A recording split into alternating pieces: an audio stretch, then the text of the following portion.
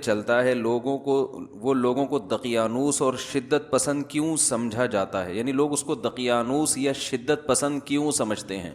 تو یہ کیونکہ اسی آیت سے متعلق ہے نا، کچھ تو پاگل سمجھتے ہیں، کچھ دقیانوس اور کچھ شدت پسند. تو یہ ایک ہی چیز کے تین مختلف نام ہیں. شدت پسند بھی پاگل ہوتا ہے، دقیانوس بھی پاگل ہوتا ہے، اور پاگل تو ویسے ہی پاگل ہوتا ہے، آپ کو پتہ ہے.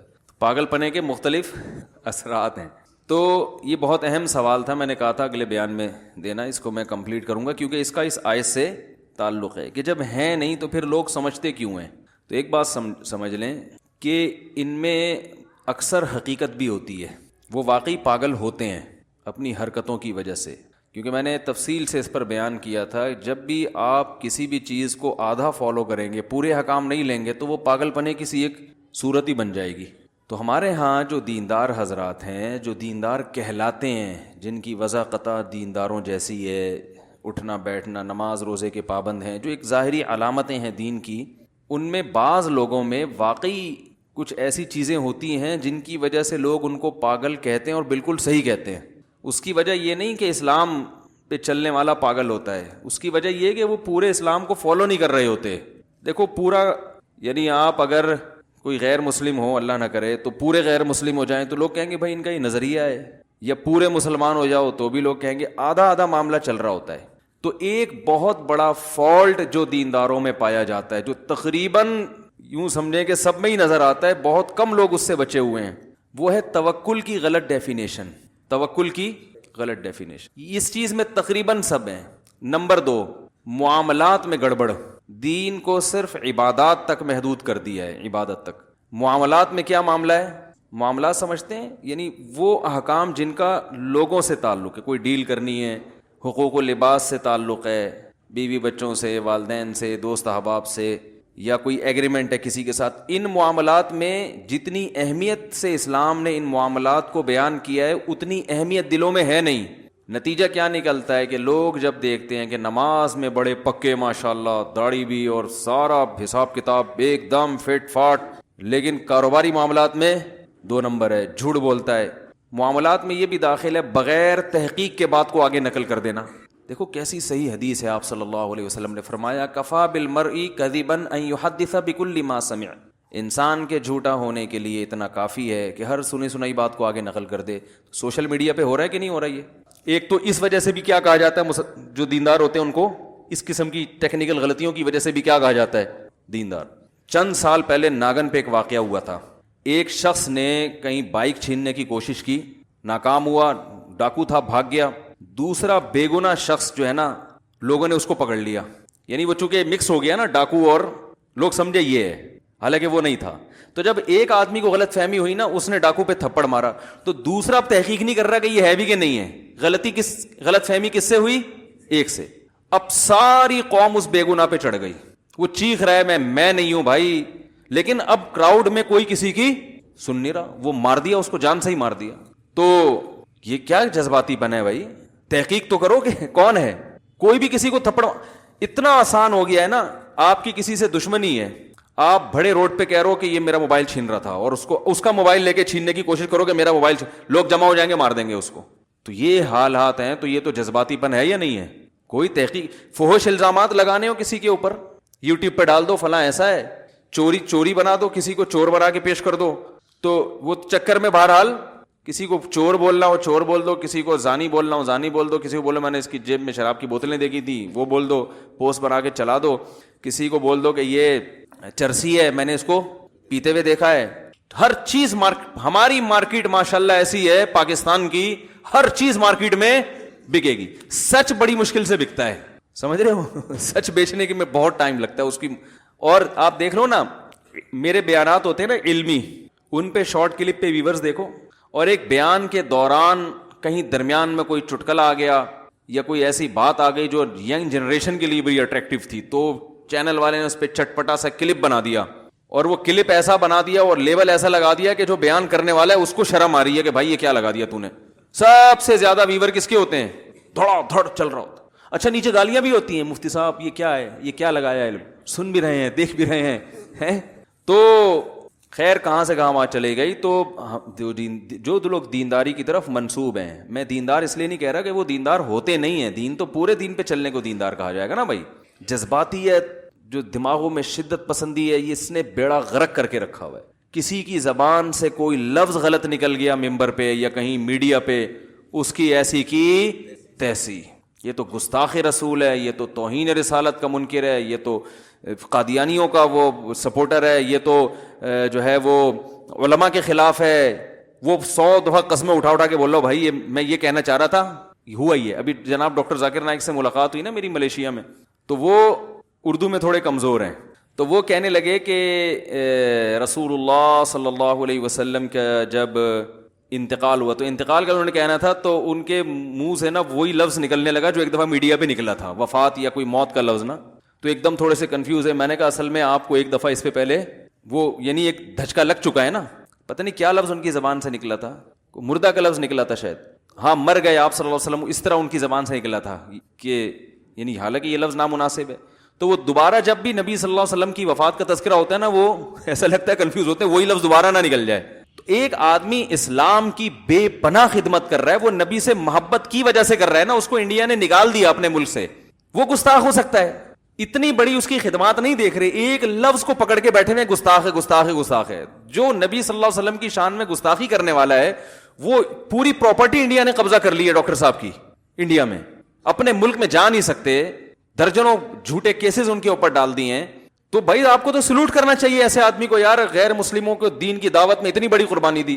وہ ساری محنتیں ایک طرف اور لفظ مرنا وہ جو جان کر بھی نہیں نکالا، اور اردو میں بھی تھوڑے سے کمزور ہیں، ویسے ایسے کمزور نہیں ہے، لیکن یہ کہ وہ بامبے کی اردو ہے نا تھوڑی سی، وہ کوئی بہت ہر آدمی یعنی جو بامبے میں جو لوگ فون آتے ہیں نا، ان کا لب و لہجہ اور ہمارے لب و لہجے میں کافی فرق ہے. تو اس کو پکڑ کے بیٹھے ہوئے ہیں، اور یہ زیادہ تر وہی لوگ کریں گے جو اپنے آپ کو عاشق رسول کہتے ہیں، جو دین کی طرف منسوب ہیں. تو اس سے جو نیوٹرل لوگ ہیں نا، ان میں جو میسج جاتا ہے وہ میسج ڈاکٹر ذاکر نائک کے خلاف نہیں جائے گا، بلکہ وہ ان لوگوں کے خلاف جائے گا جو ان پہ فتوے لگا رہے ہیں. وہ کہیں گے یہ ہوتے ہی کیا ہیں، جذباتی. تو اس وجہ سے بھی دینداروں کو دقیانوس اور مجنون اور دیوانہ کہا جاتا ہے. تو وجہ اس کی ہے کہ یہ دیندار ہوتے نہیں ہیں، پوری شریعت کو فالو نہیں کر رہے ہیں. ہمیں نبی صلی اللہ علیہ وسلم کی سیرت میں ایسے واقعات ملتے ہیں، تو وہ اٹھا کے آج کل جو یہ ہو رہا ہے نا، فلاں کی کتاب سے اٹھا کے یہ بھی گستاخ، وہ بھی گستاخ، فلانا بھی گستاخ. تو گستاخی کے جو ہے نا یہ فتوے مارکیٹ میں ہول سیل کے حساب سے چل رہے ہیں. تو وہ جو ہے وہ نہ ان کی خدمات دیکھ رہے ہوتے ہیں، نہ یہ دیکھ رہے ہوتے ہیں کہ واقعہ ہوا کیا تھا. تو بس وہ سب کو ایک ہی لاٹھی سے ہانک رہے ہوتے ہیں. اچھی سوچ ہوگی، مثبت سوچ ہوگی تو آپ تعویل کرو گے، اور منفی سوچ ہوگی تو پھر ایسی باتیں کرو گے. تو ایک وجہ تو یہ ہے کہ جس کی وجہ سے دینداروں کو کیا کہا جاتا ہے، دقیانوس یا پرانا، ٹھیک ہے نا، اس طرح کی. دوسری بات یہ جو میں نے بتایا، توکل کی غلط ڈیفینیشن. ہمارے ہاں بہت معذرت کے ساتھ بہت سے دینداروں کو دیکھا ہے اللاجیکل کام زیادہ کرتے ہیں. ایسا کام کریں گے جس کی کوئی سینس، بولیں گے اصل تو نتیجہ کس کے ہاتھ میں ہے بھائی، اللہ کے ہاتھ. الٹے کام کرے گا. ڈاکٹر نے بتایا ہے کہ آپ کا کولیسٹرول لیول اس اسٹیج تک پہنچ چکا ہے، اگر آپ نے پرہیز نہیں کیا تو آپ کسی بھی وقت ایک دھماکے کے ساتھ پھٹ سکتے ہیں. صبح پھر انڈے کھا رہا ہوگا، پراٹھے کھا رہا ہوگا، دیسی گھی پی رہا ہوگا. بھائی موت زندگی تو کس کے ہاتھ میں ہے. یہ بے دین لوگ یہ باتیں نہیں کرتے، وہ تو یہی کریں گے ابے بھائی تمیز سے چلو. ڈاکٹر ان کا تو اللہ پر ایمان ہی نہیں ہے نا، ٹھیک ہے نا. میں ان کی تعریف نہیں کر رہا کہ وہ صحیح کرتے ہیں، ان کی سوچ بھی غلط ہے. اس لیے کہ اگر سب کچھ ڈاکٹروں سے ہی ہو رہا ہوتا تو یہ ڈاکٹر جو آپ کو مشورہ دے رہا ہے خود کیوں مر جاتا ہے، ٹھیک ہے نا. خود دھماکے سے کیوں. کئی ڈاکٹر ایسے ہیں جو لوگوں کا کولیسٹرول لیول جو ہے نا بالکل بیلنس کرتے کرتے اپنا آؤٹ کر دیا انہوں نے. سب کچھ سیٹ چلتے چلتے بھی. وہ مشہور ہے نا کہ جب انسان کی شامت آتی ہے تو اونٹ پہ بیٹھے ہوئے آدمی کو بھی کتا کاٹ لیتا ہے. حالانکہ کوئی لاجک بنتی نہیں ہے اس کی. لیکن ہم تو اس کے مکلف ہیں کہ ہمارے کام کی لاجک ہونی چاہیے. تو اب کیا ہوتا ہے کہ توندے بھی نکلی ہوئی ہیں. ایک تو قدرت کی طرف سے پیٹ نکلتا ہے انسان کا، وہ تو اللہ کی طرف سے ہے. وزن بہت سے لوگوں کا بڑا ہوا ہوتا ہے. صحابہ میں بھی بہت سے ایسے تھے جو ان کا ویٹ زیادہ تھا، پیٹ بھی تھا بعض صحابہ کا. وہ قدرت کی طرف سے ہوتا ہے. لیکن اپنی حماقتوں سے پھر بیماریاں آ رہی ہیں، شوگر آ رہی ہے، بلڈ پریشر ہو رہا ہے، کوئی پرہیز نہیں، کوئی کھانے پر کنٹرول ہی نہیں ہے.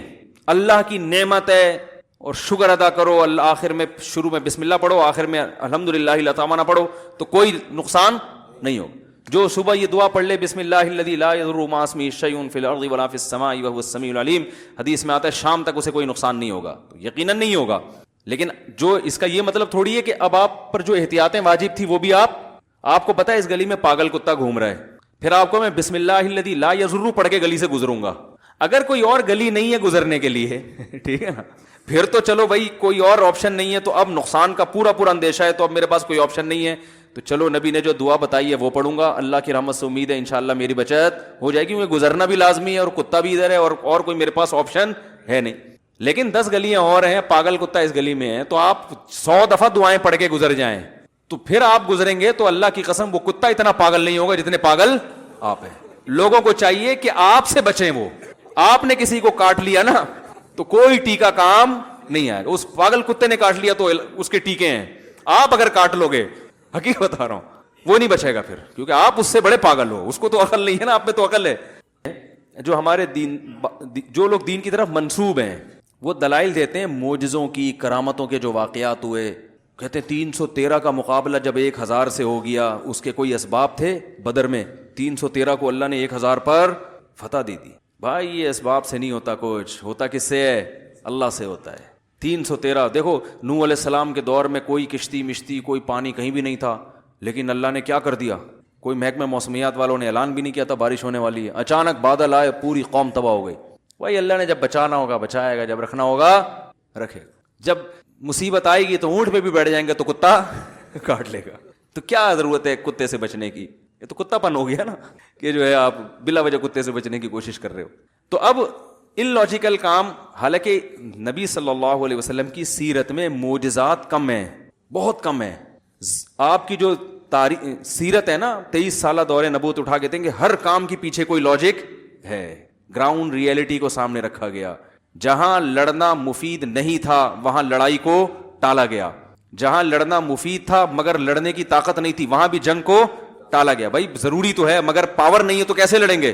سمجھ رہے ہیں کیسے لڑیں گے؟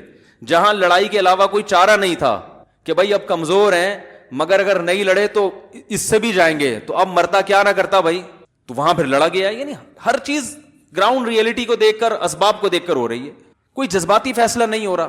ایک گراؤنڈ ریئلٹی ہے کہ جو سردار ہوتا ہے نا قوم کا, بڑا ہوتا ہے, وہ عزت مانگتا ہے کہ نہیں ہے؟ خالد ابن ولید رضی اللہ تعالی عنہ, انہوں نے غزوہ احد میں مسلمانوں کو کتنا بڑا نقصان پہنچایا کہ نہیں پہنچایا؟ ہونا تو یہ چاہیے تھا, ہم اگر ہوتے ہم کہتے کہ یہ بس ہاتھ میں آ جائیں کسی طریقے سے, ان کو تو چھوڑنا ہے ہی نہیں. احد میں جیتی ہوئی جنگ ہارے ہم ان کی وجہ سے. ابو سفیان اور خالد ابن ولید, یہ 2 حضرات تھے جن کی وجہ سے مسلمان جیتی ہوئی جنگ ہار گئے, اور نبی کے سگے چچا شہید ہو گئے, 70 بڑے بڑے صحابہ شہید ہو گئے, اور اس میں سب سے بڑا کردار کن کا تھا؟ حضرت ابو سفیان اور حضرت خالد بن ولید کا. تو ہم کہتے بھائی ان کو چھوڑنا ایسے ہے جیسے گستاخوں کو معاف کرنا. ہم یہی کہتے ہیں نا, ان کو نہیں چھڑیں گے.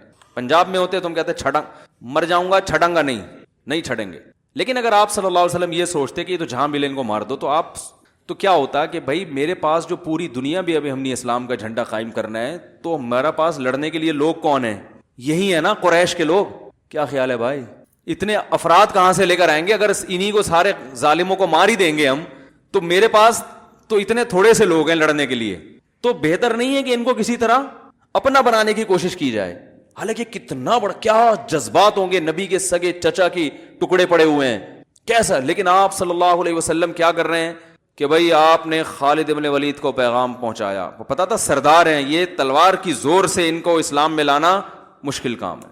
تو آپ صلی اللہ علیہ وسلم نے صلح حدیبیہ کے بعد خالد ابن ولید کو پیغام پہنچایا کہ دیکھو خالد ابن ولید جیسا سمجھدار آدمی ابھی تک اسلام میں داخل نہیں ہوا, یہ ہماری سمجھ میں نہیں آتا. اور فرمائے تم ہمارے پاس آؤ گے تمہیں عہدہ بھی ملے گا, عزت بھی ملے گی, کیونکہ سردار کو یہ ڈر ہوتا ہے کہ اگر میں نے ان کا مذہب قبول کر لیا تو ایسا نہ ہو میری بے عزتی ہو, مجھے تانے ملیں کہ یار ہر آدمی کہے بھائی ٹھیک ہے اسلام تو قبول کر لیا, لیکن نبی کے سگے چچا کا خون سے تو تمہارے ہاتھ رنگین ہوئے ہیں نا, یعنی تمہاری وجہ سے قتل ہوا نا. کسی کوئی اپنے باپ کا حوالہ دے گا کہ میرے باپ کو تم نے مارا, کوئی اپنے بھائی کا حوالہ دے گا میرا بھائی تمہاری وجہ سے, تو ممکن ہے مجھے غلام بنا کے رکھ لیا جائے. اور ایک آدمی جب ایک مقام تک پہنچتا ہے, آرمی میں ایسا ہوتا ہے نا کہ جونیئر کو چیف بنا دیا جائے تو سینئر استعفیٰ دے دیتے ہیں کہ یار جو ہمیں ہمیشہ سلوٹ کرتا رہا اب ہم اس کو کیسے سلوٹ کریں, انسانی فطرت ہے, یہ نیچر ہے. سمجھنے کے نہیں سمجھ رہے بھائی, جو ہمیں آج تک سلوٹ کرتا رہا ہے اب ہم اس کو کیسے سلوٹ کریں. تو آرمی کے جتنے سینئر آفیسر ہیں اکثر کیا کرتے ہیں, ریزائن دے دیتے ہیں. تو یہ انسان کی ایک نیچر ہے. تو نبی صلی اللہ علیہ وسلم کو یہ تھا کہ خالد بن ولید کے ذہن میں یہ خیال آ سکتا ہے, تو آپ نے فرمایا کہ ایسا نہیں ہے. اب ہم ہوتے تو فتویٰ لگا دیتے یہ تو لالچ دی جا رہی ہے اسلام میں لانے کے لیے. ہیں بھائی کیا خیال ہے؟ عہدے کا اسلام قبول کرنا ہے تو بھائی اللہ کے لیے کرو. عہدے کا کیا؟ عہدہ نہیں ملے گا. عہدہ نہیں ہوتا ہمارے یہاں. ہماری مرضی, ہم تمہیں کہیں چوکیدار لگا دیں یا بس کا ڈرائیور بنا دیں, ہماری مرضی ہے تو ہماری مرضی ہے. لیکن نبی صلی اللہ علیہ وسلم کیا فرما رہے ہیں؟ بھائی تمہیں عزت اسی طرح ملے گی. اس لیے کہ آپ چاہ رہے ہیں کہ ایک دفعہ آ جائے نا, ممکن ہے تھوڑی سی لالچ دے کے بلاؤ, لیکن آ جائیں گے نا, کچھ دن ہمارے ساتھ ماحول میں رہیں گے تو اسلام میں خود اتنی اٹریکشن ہے کہ ان میں اخلاص پیدا ہو جائے گا. یہ عہدے سب قربان کر دیں گے, دفعہ آنے دو, غلط فہمی ہے. تو یہ گراؤنڈ ریئلٹی کو دیکھ کر فیصلہ ہو رہا ہے کہ نہیں ہو رہا؟ اب بتاؤ, ہم ہوتے ہم کہتے آنے دو ذرا, کہتے آن دے. تو وہ خالد ابن ولید رضی اللہ تعالیٰ عنہ سے 2 جنگیں ہو چکی ہیں, اس میں وہ ان کو ایمان کی توفیق نہیں ہوئی. اس جملے نے ان کو اسلام کی طرف مائل کر دی. سردار آدمی تو پھر ایسا ہی ہوتا ہے نا, جو خاندانی سردار ہوتے ہیں وہ ایسے ہی ہوتے ہیں. تو وہ آ گئے, اسلام قبول کیا, ان کو کمانڈر بنا دیا آپ نے. لیکن شروع میں تو کمانڈر, اس کے بعد آپ میں اتنا اخلاص پیدا ہوا ہے کہ آپ کہتے تھے کہ میں ہمیشہ امیر بن کے لڑا ہوں. حضرت عمر نے نا جیسے ہی دور حکومت آیا, حضرت خالد ابن ولید کو معزول کر دیا اور بولا عام سپاہیوں کی طرح لڑو گے, امیر نہیں بنو گے. انہوں نے فرمایا کوئی بات نہیں, مزہ آئے گا, پہلے کمانڈر بن کے لڑتا تھا, اب سپاہی بن کے لڑوں گا. کیا خیال ہے؟ ورنہ کسی کمانڈر کو معزول کر دو, سپاہی بنا دو, بڑا غضبناک ہوتا ہے وہ. اور وہ کمانڈر جس کو نبی نے کمانڈر بنایا ہو, وہ کہہ سکتے تھے مجھے محمد صلی اللہ علیہ وسلم نے کمانڈر بنایا, مجھے ابو بکر نے کمانڈر بنایا, اور مجھے سیف اللہ, اللہ کی تلوار کا خطاب دیا. اے عمر, قرآن حدیث کی روشنی میں آپ مجھے معزول, کیا خیال ہے, قرآن حدیث کی روشنی میں آپ مجھے معزول نہیں کر سکتے. قرآن سے تو یہی پتہ چلتا ہے, حدیث سے تو یہی پتہ چلتا ہے, کیونکہ حدیث میں آتا ہے سیف اللہ, اللہ کی تلوار, اور ہمیشہ آپ نے مجھے کمانڈر بنایا, تو آپ کیسے کر سکتے ہیں یہ کام؟ حضرت عمر نے سب سے پہلا کام ہی یہی کیا, جیسے ہی خلیفہ بنے سب سے پہلے خالد بن ولید کو معزول. لوگوں نے کہا کیوں بھائی؟ کہہ رہے ہیں کوئی غلطی بھی نہیں کی انہوں نے, ویسے ہی کہا لوگ یہ سمجھ رہے ہیں ان کی وجہ سے فتح ہو رہی ہے. اسلام کی طرف تو اب لوگوں کی توجہ جائے, شخصیت پرستی آ رہی ہے, شخصیت پرستی برداشت نہیں ہوگی, معزول کیا ان کو. تو یہ اخلاص پیدا ہوا نا خالد بن ولید. ورنہ کمانڈر جو اتنے عرصے سے رہا ہو, اس کو عام سپاہی بنا کے لڑانا آسان نہیں ہوتا. تو ہم نبی کی سیرت میں دیکھتے ہیں ہر کام ایک سوچ کے ہو رہا ہے, ایک طریقے سے ہو رہا ہے. تو آگے ہم دیکھتے ہیں رسول اللہ صلی اللہ علیہ وسلم نے جو سفیر بنائے ہیں مختلف ملکوں میں بھیجنے کے لیے, ان سفیروں میں آپ نے یہ نہیں کہا کہ جس کو چاہے اٹھا کے بھیج دو. مدد کہاں سے آئے گی؟ بادشاہ کے دل کو نرم کرنا کس کا کام ہے؟ اللہ کا کام ہے. یہاں دعا مانگوں گا میں, جس کو چاہو بھیج دو. نا, جتنے سفیر آپ نے ملکوں میں بھیجے ہیں نا بادشاہوں سے بات کرنے کے لیے, ان کی پرسنالٹی کو بھی بہت دیکھا گیا ہے کہ وہ قداور تھے, خوبصورت تھے, بلیغ تھے, بات کرنا جانتے تھے. اب کسی ایسے شخص کو سفیر بنا کے بھیج دیا جائے کہ وہ بولنا کچھ چاہ رہا ہے, نکل اس کے منہ سے کچھ اور رہا ہے, یا گھبرا رہا ہے وہاں جا کے, تو کتنی اچھی دعوت ہو, کیسی ہی زبردست حق ہو, لیکن اس کو پیش کیسے کرنا ہے اس کا بھی بڑا اثر پڑتا ہے. دیکھو آپ کے یہاں کوئی مہمان آیا, آپ نے ایسا خاندانی کھانا بنایا کہ وہ ڈش آپ کے گھر میں بہت ہی خاص مہمانوں کے یہاں پکتی ہے, لیکن اس کو شاپر میں ڈال کے آپ نے دے دیا مہمان کو. وہ بیٹھا ہوا ہے صوفے پہ, اے سی چل رہا ہے, بھائی کھانا آنے والا ہے, تو شاپر میں پلاؤ آ رہی ہے اور بکرے کی چانپیں اس میں گھوم رہی ہیں. آپ کہتے ہیں یہ کیا ہے؟ بولیں بھائی اس کو کھا کے دیکھو, مزہ نہ ہے پیسے واپس. وہ کھائے گا, وہ کہے گا میں کیا کہ لنگر کسی مزار پہ بیٹھا ہوں لنگر کے لیے. جتنی بھی مزے کی چیز ہو بھائی پیش تو تمیز سے کرو نا اس کو. پہلا اثر اس پہ جائے گا, وہ کہے گا آپ 100 دفعہ کہیں, اگر وہ عزت دار آدمی ہوگا وہ کہے گا بھائی مجھے نہیں لگتا کہ یہ جیسی پیکنگ ہے ویسے ہی اندر مال بھی ویسے ہی ہوگا. اب آپ 100 دفعہ کہتے ہیں.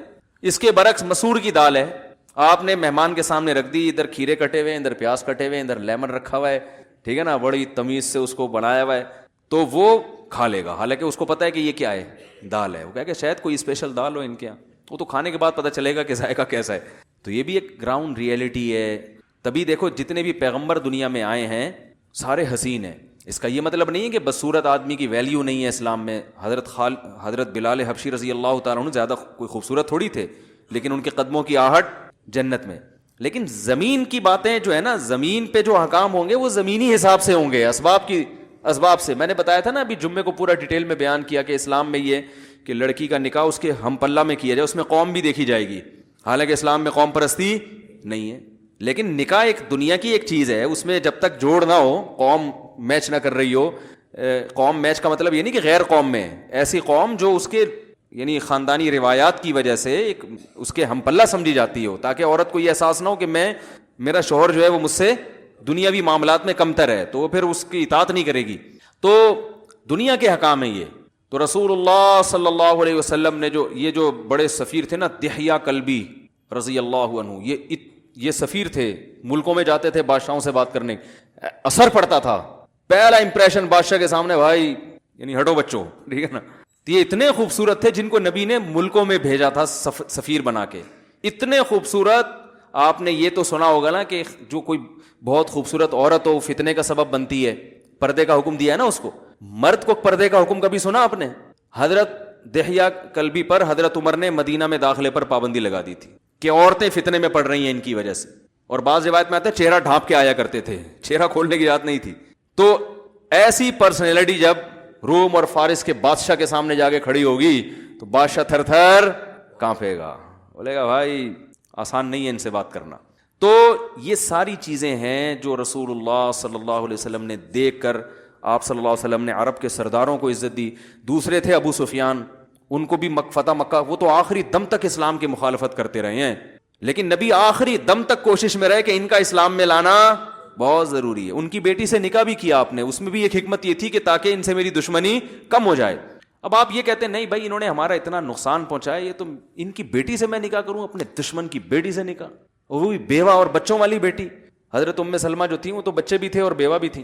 یہ کیسے ہو سکتا ہے؟ بعد میں پتہ نہیں ہمارے تعلقات خراب نہ ہو جائیں. آپ نے کہا یہی تعلقات بحال کرنے کا بہترین طریقہ ہے. ابو سفیان جیسا سردار جس نے اتنا نقصان پہنچایا، یہ اگر ادھر ہو گیا تو پھر یہ ہمارے دشمنوں کو اس سے زیادہ نقصان، کیونکہ اب تو لڑ رہے ہیں، یقیناً ان کو اپنے حق پر ہونے پر یقین نہیں ہے. جب ہماری طرف آ گئے پھر ہمارے لیے جب لڑیں گے اس سے زیادہ طاقت کے ساتھ لڑیں گے. تو سارا کام اگر دعاؤں سے، وظیفوں سے، دم دروس سے چل رہا ہوتا میرے بھائی، تو یہ سب تکلف کرنے کی ضرورت نہیں تھی. اللہ جس نے آنا ہے آئے، جس نے نہیں آنا نہیں آئے، میرا کام ہے دین کی دعوت دے دینا. یا پھر راتوں کو صرف روتے ہی رہتے کہ اللہ سب کو دین پر لے آ، بس مجھے تو کچھ سمجھ میں نہیں آ رہا ہے، بس تو ہی لے آ.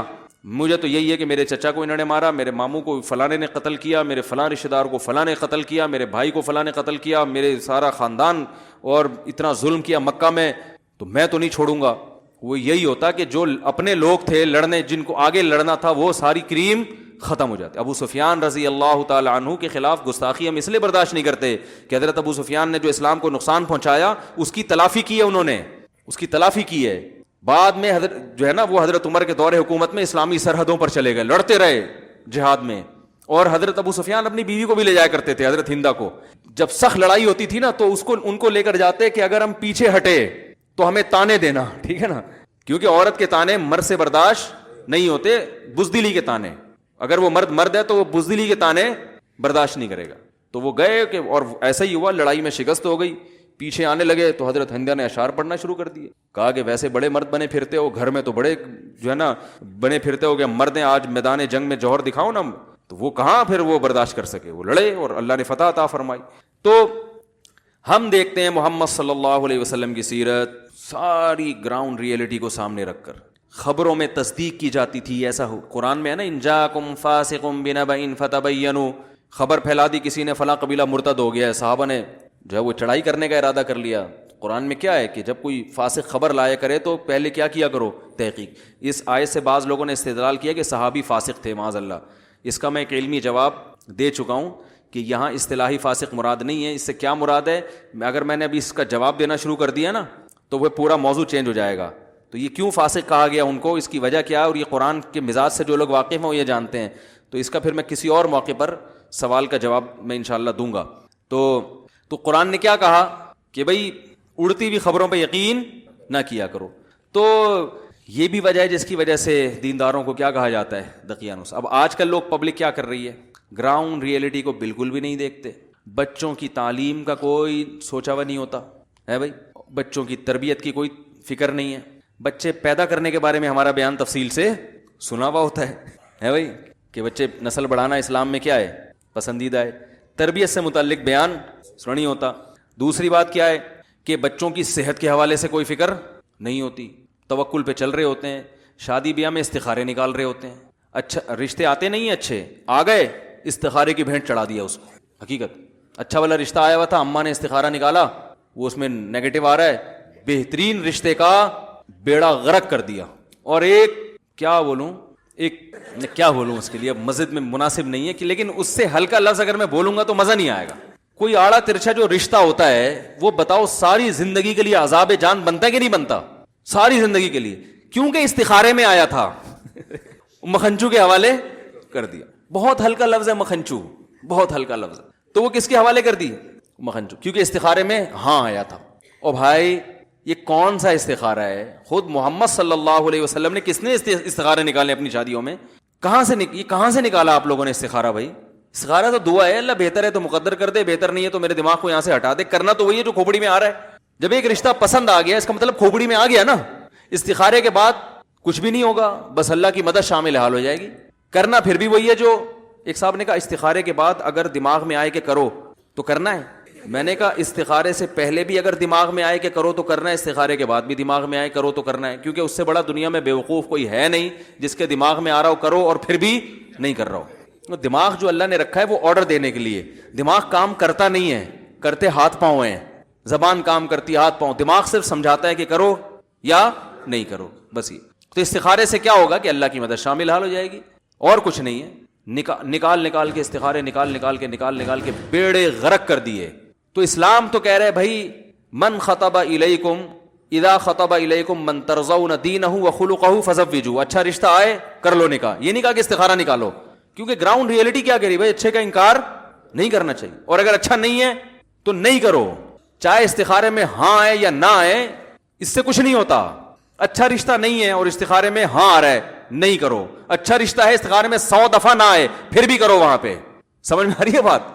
کیونکہ استخارہ نبی کے کہنے پہ کر رہے ہو، تو نبی نے یہ بھی تو کہا کہ اچھے رشتے کا انکار مت کرو. نبی نے یہ تھوڑی کہا کہ اچھا رشتہ ہے تو استخارہ کر کے استخارے میں نہ آئے تو نہ کرو. تو یہ آدھا دین فالو کر رہے ہیں نا کہ نہیں کر رہے؟ کاروبار کے معاملات میں استخاروں کی بھینٹ چڑھاتے ہیں کاروبار کو. سردیوں میں استخارہ میں نکلا کہ برف کا کاروبار کرو. حقیقت ہے دسمبر میں ان کے استخارے میں آ رہا ہے کہ ساری دنیا مشورے دے رہی ہے بھائی کوئلے کا کر لے، تھوڑا سا لوگ ہاتھ تاپ لیں گے اس پہ. برف کا تو سردیوں میں سمجھ میں نہیں آ رہا، لیکن چونکہ استخارے میں آیا ہے، استخارے میں وائٹ کلر آ رہا تھا تو وائٹ میں اشارہ تھا کہ برف.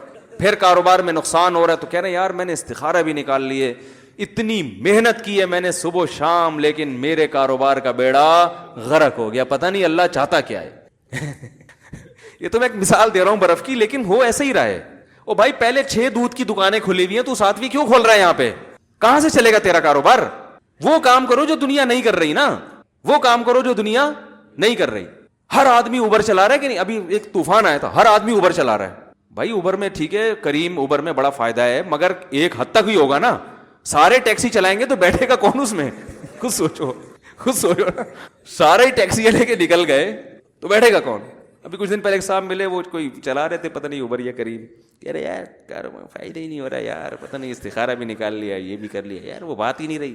میں نے کہا ہر آدمی ٹیکسی چلائے گا تو پھر وہ بات تھوڑی رہے گی. کہہ رہے اب کمپنیاں ظلم کر رہی ہیں، وہ انہوں نے بونس بھی کم کر دیا. میں نے کہا اس لیے کم کر دیا کہ ان کو اب کم بونس پہ بھی بہت لوگ مل رہے ہیں، تو وہ اپنے لحاظ سے ٹھیک کر رہی ہیں. تو ان کا بھی تو بزنس ہے، انہوں نے کوئی خیراتی ادارہ تھوڑی کھولا ہوا ہے کہ غریبوں کے لیے کوئی ویکینسی نکالی ہے انہوں نے. خیراتی ادارے دوسرے ہیں، ٹھیک ہے، یہ بزنس ہے ان کا. وہ کہہ رہے ہیں بھائی ہمارا ہمیں جب کم میں مل رہا ہے تو ہم زیادہ پیسے کیوں دیں. تو دوسری گڑبڑ کیا کرتے ہیں، یہ بھی اکثر دینداروں میں دیکھا ہے، اگر صحیح کاروبار کا انتخاب کریں گے بھی نا تو محنت نہیں کرتے، کیونکہ وہ سمجھتے ہیں کہ ہم نے محنت کی تو ہم دنیا کمانے تو آئے نہیں ہیں، ہمیں تو اللہ نے اصل کس کے لیے پیدا کیا ہے؟ آخرت کے لیے. تو پھر یہ تکلف کی پھر اس تکلف کی ضرورت کیا تھی؟ تو جب کمپٹیشن ہے تو جو زیادہ محنت کرے گا، کیا خیال ہے، وہی چلے گا. جب کمپٹیشن چل رہا ہے تو جو محنت زیادہ کرے گا وہی کرے گا نا، تو آپ کو محنت کرنی پڑے گی. ہاں محنت میں غلو اسلام میں منع ہے، اتنا غلو کہ اپنی صحت کا بھی خیال نہیں ہے، نیند کا بھی، بیوی بچوں کا بھی خیال نہیں ہے. ایک تاجر مجھے ملے، مجھے کہنے لگے میں کاروبار کو اتنا ٹائم دیتا ہوں، اگر میں اس سے زیادہ ٹائم دوں تو میں ڈبل پیسے کما سکتا ہوں، لیکن چونکہ ہم دنیا میں پیسہ کمانے نہیں آئے تو اس لیے میں زیادہ ٹائم نہیں دیتا. میں نے کہا پھر باقی ٹائم کس میں خرچ کرتے ہیں آپ؟ کہہ رہے ہیں کچھ بھی نہیں. تو میں نے کہا اللہ کے بندے دیکھو اس وقت مسلمانوں میں تاجروں کی بہت کمی ہے. اگر یہ پیسہ مسلمانوں کے پاس آپ کے ڈبل پیسے ہو رہے ہیں تو قوم کے لیے کر لو میرے بھائی. یہ کانسیپٹ ہی غلط ہے کہ دنیا چھوڑ کے دین کی طرف آنا ہے. اگر ایسا ہوتا، میں نے ان کو قرآن کی آیت سنائی، قرآن میں اللہ کا ارشاد ہے فی بیوت اذین اللہ ان ترفع وَيُذْكَرَ فِيهَا اسْمُهُ يُسَبِّحُ لَهُ فِيهَا بِالْغُدُوِّ وَالْآصَالِ رِجَالٌ لَا تُلْهِيهِمْ تِجَارَةٌ وَلَا بَيْعٌ عَنْ ذِكْرِ اللَّهِ